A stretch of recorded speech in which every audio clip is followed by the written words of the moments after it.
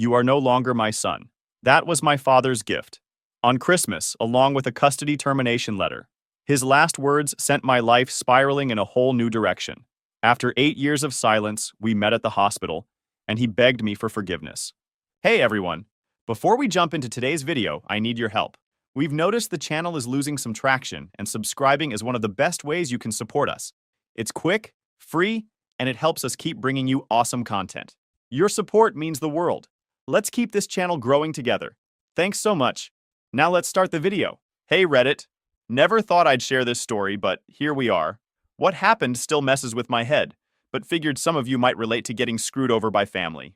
I was falsely accused of SA by my stepsister, and my father believed it. I suffered on the streets for years because of that lie.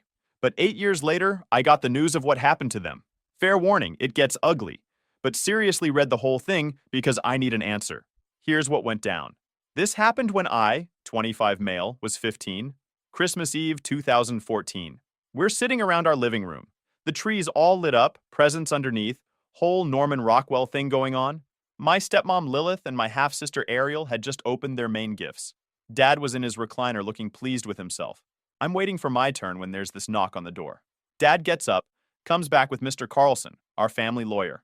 Guy looked uncomfortable as hell, carrying this briefcase like it weighed 1,000 pounds. Sam, my dad says, voice totally flat. Mr. Carlson needs to witness something. See, the night before, Ariel had pulled this move that destroyed my entire life. I was in my room playing Call of Duty when she comes in crying. Real tears, whole performance. Says she needs to tell Dad something important about me. Next thing I know, Dad's pounding on my door at like midnight. Comes in with this look I'd never seen before. Pure disgust. Behind him, Lilith's got her arm around Ariel, like she's protecting her from me. Ariel told me what you did, he says. Won't even say the words. Pack your things. You're gone tomorrow. I'm standing there trying to figure out what the hell he's talking about. What did I supposedly do? That's when Ariel looks at me with these crocodile tears and says, You know what you did?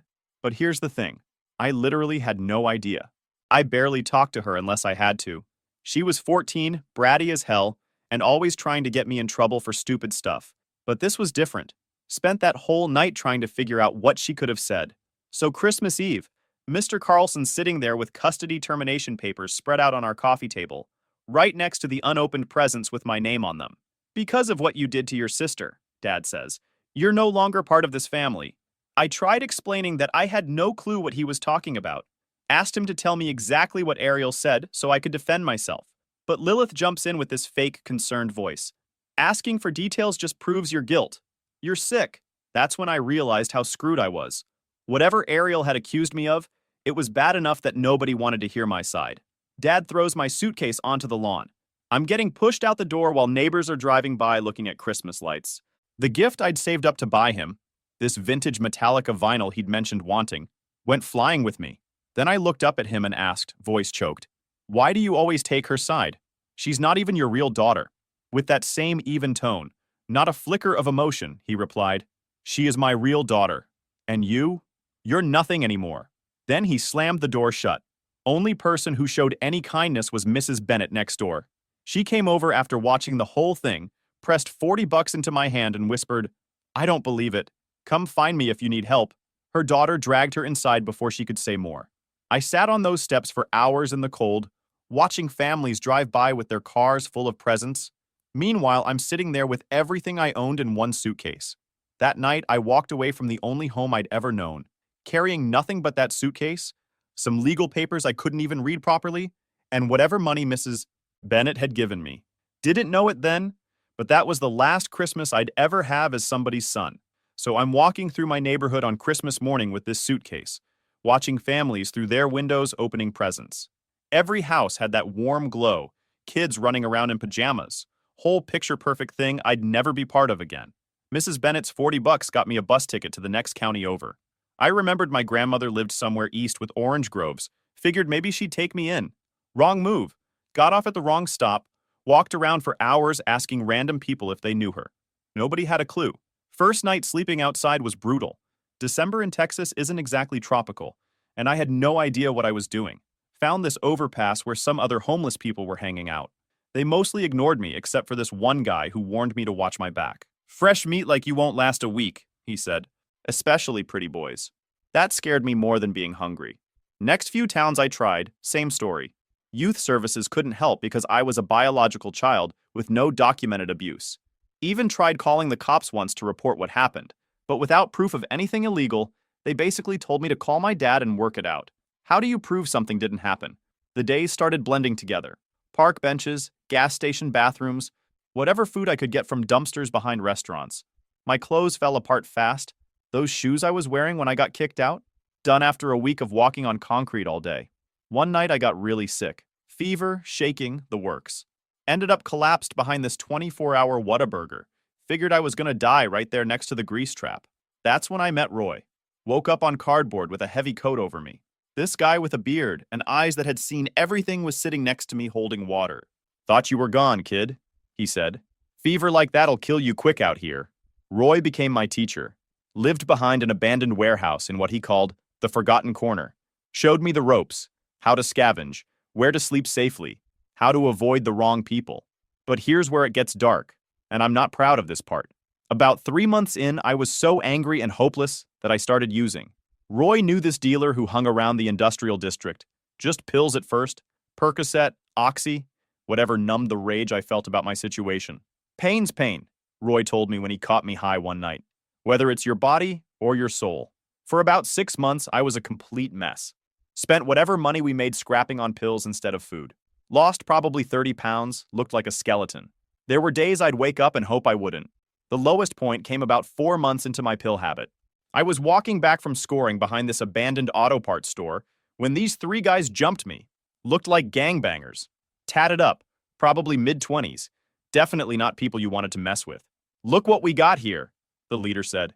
"Skinny boy in our territory." I tried to explain I was just passing through, but they weren't interested in conversation. Started going through my pockets, found the pills I just bought with my last 20 bucks. "Well, well," one of them said. "Junkies got some good stuff." That's when I made the stupidest decision of my life. I tried to grab the pills back. They beat the hell out of me. I'm talking proper beat down. Kicks to the ribs, punches to the face, the works. Left me bleeding in an alley behind a dumpster with nothing but the clothes on my back and a splitting headache. Took me 3 days to be able to walk properly again. Roy found me there the second morning. Brought me water and some crackers he'd gotten from somewhere. "This is what happens when you chase the dragon," he said, looking at my busted face. "Makes you do stupid things that get you hurt. That beating should have been my wake-up call, but addiction doesn't work that way. When you've got nothing, pain starts to feel like the only thing that makes sense." The pills weren't about getting high. They were about turning the volume down. And once you start chasing silence, you stop noticing how loud your life's falling apart. Instead of getting clean, I just got more desperate. Started taking bigger risks, going to worse neighborhoods, dealing with shadier people just to get my fix. The turning point came when I met Blake. Blake was this guy, maybe 22, who'd been living rough for a few years but had his head on straight. Found me passed out behind a dumpster one night, covered in my own vomit. "You gonna die out here like this," he said, dragging me to his spot under a bridge. Blake had been kicked out at 16, but instead of destroying himself, he'd figured out how to survive and even thrive a little. "Best revenge is living well," he told me. "Every day you're alive and getting stronger is a middle finger to everyone who wrote you off." He helped me get clean, watched me through the withdrawal, made sure I ate, wouldn't let me give up when I wanted to score again. After Roy left, which I'll get to later, Blake was the one who kept me from completely falling apart. "You're my brother now," he said one night when I was shaking from withdrawal. "Family ain't blood, it's who shows up when you need them." That meant more to me than any Christmas present I'd ever gotten. After Blake helped me get clean, I started taking Roy's lessons seriously. The old man knew everything about the scrap business, which metals were worth what, how to spot copper from a mile away, how to negotiate without getting ripped off. "See that wire there?" he'd say, pointing to some random tangle behind an auto shop. "That's not trash. That's breakfast, lunch, and dinner if you know what you're doing." Roy had routes mapped out for every part of the city, knew which businesses threw out their junk on which days, which construction sites left copper lying around, which scrapyards paid fair prices versus the ones that tried to screw you. Most importantly, he taught me how to stay invisible. "Cops see a homeless kid, they see trouble," he said, "but they see a working man with a cart. They see someone trying." About 2 weeks after I got clean, I found Onyx. I was walking back from a scrap run when I heard whimpering from this alley. Found this black dog, looked like a lab mix, curled up next to a dumpster. Skinny as hell, fur matted, Clearly been on the streets as long as I had. Easy, boy, I said, holding out my hand. Dog was scared but desperate enough to let me get close. Blake wasn't thrilled when I brought him back to our spot. We can barely feed ourselves, he said. But Roy took one look at the dog and nodded. Smart move, kid. Dogs are good judges of character. This one picked you for a reason. Named him Onyx because of his coal-black fur. Dog was loyal from day one, followed me everywhere, slept pressed against my back on cold nights, never begged but always grateful for whatever scraps I could share. Blake and I started working together after Roy showed us the ropes. Blake was good with people, could talk his way into places I never could, charm the business owners into letting us clean up their scrap for free. Onyx became our unofficial mascot. People loved seeing him riding in our cart, and it made us seem more trustworthy somehow. We'd hit the industrial district every morning around sunrise. Auto shops, construction sites, anywhere they worked with metal. Most places were happy to have us haul away their junk instead of paying disposal fees. Onyx would patrol the perimeter while we worked, like he was guarding our operation. The money wasn't much at first, maybe 20 or 30 bucks a day split between us. But it was honest work, and after months of feeling like garbage, having a purpose felt good. Having Onyx there made it feel like we were building something legitimate. Then Roy started getting sick. Started with a cough that wouldn't go away. Then he'd get winded just pushing the cart a few blocks. Blake wanted him to go to a doctor, but Roy just laughed. With what money? He said. And tell them what? That I'm dying slowly like everyone else out here? One morning I woke up and found Roy behind our cart, curled up under that same tarp he'd covered me with when I was sick. Body was already cold. Onyx was sitting next to him. Hadn't left his side all night. I sat with Roy for hours before calling it in. City came with a refrigerated van, loaded him up like cargo. No ceremony, no goodbye, just another dead homeless guy to them. Onyx whined when they took Roy away. Only time I ever heard him make that sound. They buried him in the county section, just a wooden marker with a number. I carved Roy into the side of the cart with a rusted nail the next day, so I wouldn't forget the first person who saw something in me. I was the only one there besides the city worker with the shovel. Onyx sat perfectly still next to me the whole time. You knew him? The worker asked. He saved my life, I said. Guy just shrugged and kept shoveling. That's when Blake stepped up in a way that still gets me emotional thinking about it. Roy left you that cart for a reason, he said that night. He saw something in you. Don't waste it. Blake had been working construction day jobs when he could get them, but he quit to help me build Roy's roots into something bigger.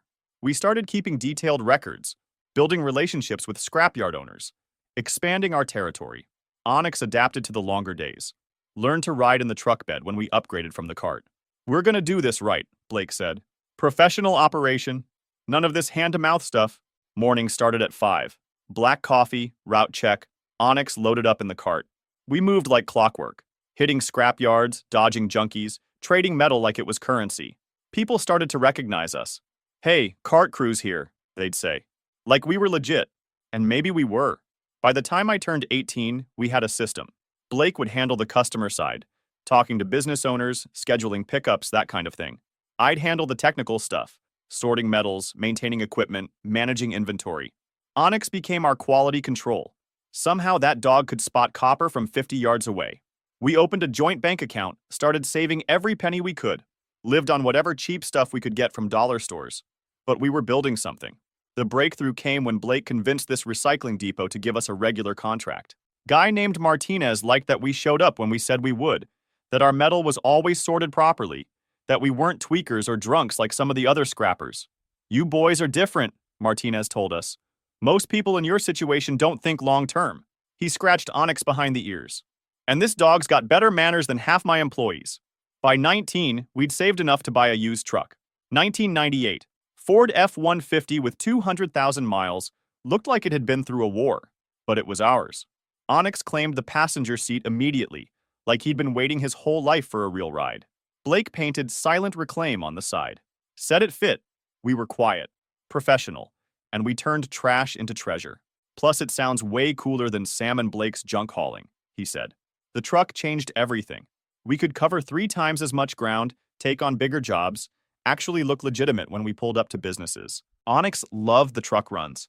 Head out the window, ears flapping, looking like he owned the whole city. Blake found us a small lot on the edge of town to use as a collection point. Nothing fancy, just a fenced area where we could sort and store metal before taking it to the depot. Onyx turned into the world's best security system, Nobody was getting near our stuff without him knowing about it. We hired 2 other guys who'd been living rough, gave them steady work and a cut of the profits. Blake insisted on that. Nobody gets left behind, he said. We all come up together, or nobody does. By 20, I had my own apartment. First time I'd had a real bed in years. Blake got a place in the same complex. We'd have dinner together most nights, watch sports, just be normal for a few hours. Look at us, Blake would say. Couple of throwaways making something of ourselves. But even with all that success, I still thought about my family sometimes. Wondered if they ever regretted what they'd done. If they knew what really happened that night. Ariel lied. By 23, Silent Reclaim was doing solid business. Blake and I had expanded to a bigger warehouse, bought 2 more trucks and had 5 employees. We were pulling in good money, not rich, but comfortable. Had health insurance, retirement savings, the whole adult thing figured out. Blake had become the brother I never had. Guy would take a bullet for me, and I'd do the same for him. We'd barbecue on weekends, double date sometimes, just lived like normal people who happened to run a scrap business. Onyx had become the unofficial office dog. Employees loved him. Clients remembered us because of him. Then one day I'm at a gas station near the New Mexico border when I hear someone call my name. Turn around and it's Mrs. Bennett, the neighbor lady who'd helped me that Christmas Eve. Onyx was in the truck, but he started getting agitated the second he saw her. Not aggressive, just alert. Dogs pick up on energy like that. She looked way older, hair completely white, seemed frailer, but she recognized me right away. Started crying the second she saw me. I never believed it, she said, hugging me. Not for 1 second. We talked for about 20 minutes before her family picked her up. She told me some things that made my head spin. Onyx kept his eyes on her the whole time, like he was reading her to see if she was trustworthy. Turns out she'd been keeping tabs on my family all these years. And what she told me was wild. Ariel had been lying that whole time, obviously. But get this, during her junior year of high school, she actually saw me working one day. I was collecting scrap from this park about 80 miles from our old house, and she was there on a field trip. She recognized me but was too scared to say anything. When she got home, she told Lilith what she'd seen. But instead of encouraging her to tell the truth, Lilith shut it down hard. If you ever admit you lied, Lilith told her, your father will throw you out just like he did Sam. Then you'll have nothing. So Ariel kept quiet. But apparently she was falling apart inside. Couldn't sleep, having panic attacks, the whole guilt thing eating her alive. Here's the really messed up part. When Ariel turned 22, she got diagnosed with kidney failure. When doctors asked about family medical history and potential donors, she finally broke down and told my dad the truth, the whole truth. About lying that Christmas Eve, about seeing me years later, about everything. Dad apparently just sat there for a long time, then got up and walked out of the room. Started drinking heavily after that, quit his job, spent most days just staring at nothing. Mrs. Bennett said anytime someone mentioned my name, he'd get this look in his eyes like he was seeing a ghost. They had to sell the house to pay for Ariel's medical bills. Moved into some apartment, burned through their savings trying to keep her alive. But here's what really got me. Ariel had been trying to find me for 2 years. Searching online, calling old friends, but she never found anything because I'd changed my name slightly for the business. Used my middle name instead of my first. Mrs. Bennett telling me all this was like getting hit by a freight train. Part of me felt vindicated. I'd been right all along. But another part just felt empty. Like, what was the point of being right if it took 8 years to prove it? Few months later, I'm at the warehouse going over payroll when someone shows up unannounced. Onyx started growling before I even looked up. Deep warning sound I'd never heard from him before. Look up and it's Lilith, my former stepmother. Onyx stayed between us the whole time, hackles up. Dog knew evil when he smelled it. Started with this whole performance about how sorry she was, how she should have believed me, how the family fell apart after I left. Real Oscar-worthy stuff. But then she got to the real reason she was there. Ariel's dying. The kidney failure is getting worse. We've tried everything, but we can't afford a transplant. You've done well for yourself. Please help her. That's when I understood. She wasn't there to apologize. She was there to shake me down for money, for the daughter who destroyed my life with her lies. I looked at her standing there with this fake hope in her eyes, waiting for me to be the hero of her story. Onyx never took his eyes off her, ready to move if she tried anything. Let me get this straight, I said. You threw me out based on lies. Let me live on the streets for years. Never once tried to find me or make it right. And now you want me to pay for her medical bills? She started crying, but it felt manufactured. She was just a child. She didn't understand the consequences. She was 14, I said. Old enough to know what those words meant. old enough to know what would happen to me. I told her to get out and never come back. Watched her drive away in this beat-up Honda with duct tape holding the bumper on. Onyx relaxed the second her car disappeared, came over and nudged my hand like he was checking if I was okay. That night, Blake found me in the warehouse just sitting in the dark. Onyx was pressed against my legs, solid and warm. "You okay, brother?" he asked. I told him everything. About the visit, about what Mrs. Bennet had said, about how they wanted me to save the person who'd ruined my life. Blake listened without saying anything, then sat down next to me. Onyx positioned himself so he was touching both of us. "You know what the difference is between us and them?" he said finally. "We learned to stand on our own. They never did. They're still the same people who threw away a kid rather than ask questions." That's when I knew I'd made the right call. After Lilith's visit, I couldn't shake the thought of Ariel lying in some hospital bed. Not because I felt sorry for her. Honestly, I didn't. But because I kept thinking about what Mrs. Bennet had said about her finally telling the truth. Blake could see I was wrestling with something. Onyx, too. Dog kept bringing me his leash like he wanted to go for walks, which was his way of telling me I needed to clear my head. "You're thinking about helping her, aren't you?"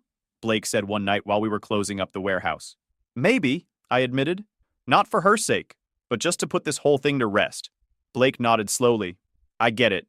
But remember, forgiveness doesn't mean you have to fix their problems. You can forgive someone and still let them deal with the consequences of their actions." Smart guy, my brother. But Mrs. Bennet kept calling. Said Ariel was getting worse, that she was asking about me every day. Finally, she gave me the hospital information. "I'm not telling you what to do," Mrs. Bennet said, "but that girl has been carrying this guilt for 8 years. Whatever she did wrong, she's paying for it now." So I drove to the hospital. 800 miles back to my old city. Took me almost 13 hours. Onyx rode shotgun the whole way, occasionally putting his paw on my arm when he sensed I was getting too tense. The whole drive I kept thinking about what I'd say, how I'd handle seeing her again. Found the hospital, got her room number. Hospital had a no pets policy, so I had to leave Onyx in the truck with the windows cracked. He didn't like it, but understood. As I'm walking down the hallway, I see him through the window. My dad, sitting next to Ariel's bed. He looked destroyed. Gray hair, hunched shoulders, like he'd aged 20 years and 8. For a second, I almost felt bad for him. Then I remembered that Christmas Eve, and the feeling passed. I waited in the hallway until he left. Took about 30 minutes. When he finally walked away, I could see he was crying. Only then did I go into the room. Ariel looked nothing like the bratty 14-year-old who destroyed my life. She was tiny, hooked up to all these machines, skin pale as paper. The medical chart said, "Critical, kidney failure." When I said her name, she opened her eyes. Took a few seconds to focus. Then she saw me and started sobbing. "I'm so sorry," she whispered. "I never meant for it to go that far. I was just angry that you were Dad's favorite, and I wanted to hurt you. I didn't think he'd actually kick you out." I pulled a chair up next to her bed. Her hand was ice cold when I took it. "You knew exactly what would happen," I said quietly. She cried harder. I tried to take it back the next day, but Mom said it was too late, that Dad would never believe me if I changed my story. "So you let me live on the streets for 8 years, rather than tell the truth." "I was scared," she said. "I was just a kid." I looked at her lying there, probably dying, definitely suffering. Part of me wanted to feel sorry for her, but mostly I just felt tired. "You want to know something?" I said. "I was homeless for years because of your lie. Lived behind dumpsters, ate garbage, got beat up by strangers. There were nights I wanted to die because I couldn't understand what I'd done wrong." She was crying so hard she could barely breathe. "But here's the thing," I continued. "All that suffering made me stronger. So in a way, you did me a favor." She looked confused.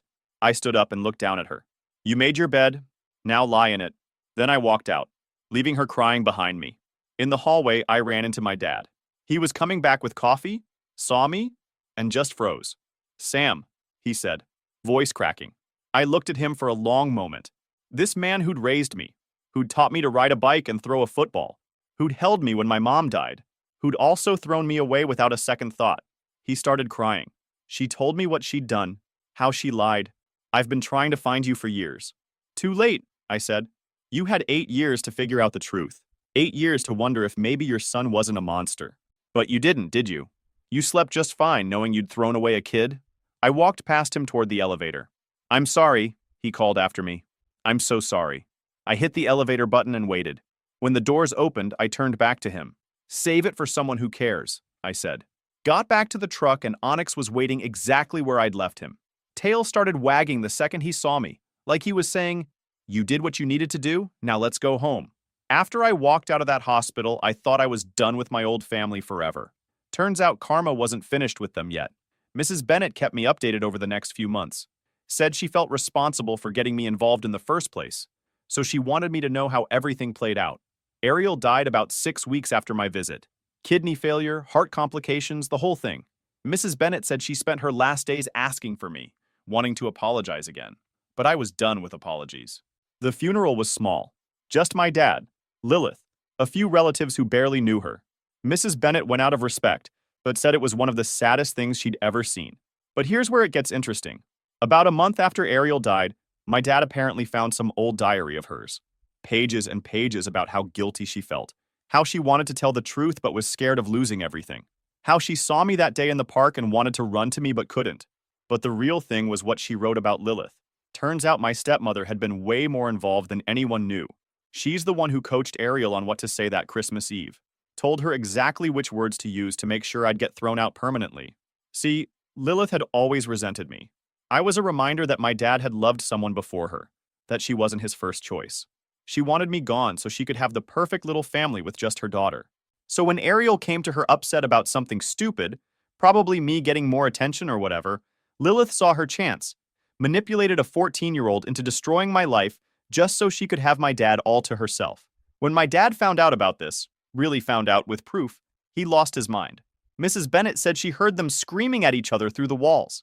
Dad calling Lilith every name in the book, saying she'd made him destroy his own son over lies. The fight went on for hours. Next day, Lilith found divorce papers on the kitchen table. Dad kicked her out with nothing. Since they'd spent all their money on Ariel's medical bills, Lilith had to move back in with her parents in their 70s. Lost the house, the car, everything. She got exactly what she deserved, Mrs. Bennett told me. Lost everything, just like what she did to you. As for my dad, he completely fell apart after the divorce. Started drinking heavily, barely left his apartment. Mrs. Bennett said she'd see him sometimes at the grocery store, looking like a ghost. He'd aged terribly, probably looked 70 when he was only in his 50s. Mrs. Bennett tried talking to him once, but he just walked away. The man spent Christmas alone in a one-bedroom apartment. No family, no friends, nothing. Just him and whatever guilt was eating him alive. Meanwhile, Blake and I were killing it. Silent Reclaim had grown into a real company. 12 employees, contracts with major construction firms, legitimate office space. We were both doing well enough to buy houses, nice cars, the whole American dream thing. Onyx had his own doggy door and a yard to patrol, living better than most people. Blake met this girl Daniela who was perfect for him. I was his best man when they got married last year. Their wedding was more family than I'd ever had growing up. Onyx was the ring bearer. Walked down that aisle like he owned the place. Had the rings tied to his collar with a ribbon. Blood don't make family, Blake said in his speech. Loyalty does. And this man right here has been more of a brother to me than anyone I share DNA with. But the best part was Mrs. Bennett. She became like a grandmother to both of us. Came to Blake's wedding. Sends us Christmas cards. Calls to check on us. Real family, you know? She spoils Onyx rotten whenever she visits. Always brings him these fancy treats. She told me once that my dad had tried to reach out to her, asking if she knew how to contact me. Wanted to apologize, maybe try to make things right. What did you tell him? I asked. I told him some bridges can't be rebuilt, she said. That he had his chance to be a father, and he blew it. Now he gets to live with that choice. It's been 2 years since I walked out of that hospital room. Getting thrown out at 15 taught me things about resilience, independence, and self-reliance that most people never learn. I can handle anything now because I've already survived the worst thing that could happen to me. Plus, I learned that loyalty comes from the most unexpected places. Sometimes it's a homeless guy who saves your life. Sometimes it's a stray dog who never leaves your side. Blake and Daniela had their first kid last month. Little boy they named Roy after the old man who saved my life. Asked me to be the godfather, which honestly choked me up more than I expected. This kid's gonna have the best uncle in the world, Blake told me when he handed me his son for the first time. And the best guard dog, too. That's my family now. Blake, Daniela, little Roy, Mrs. Bennett, and Onyx. People who chose to be in my life instead of people who were stuck with me by biology. As for my original family, well, they got what they deserved. Lilith's working retail in her 60s, living in poverty, dealing with the consequences of manipulating a child to destroy an innocent person. My dad's alone in some apartment, probably drinking himself to death with guilt.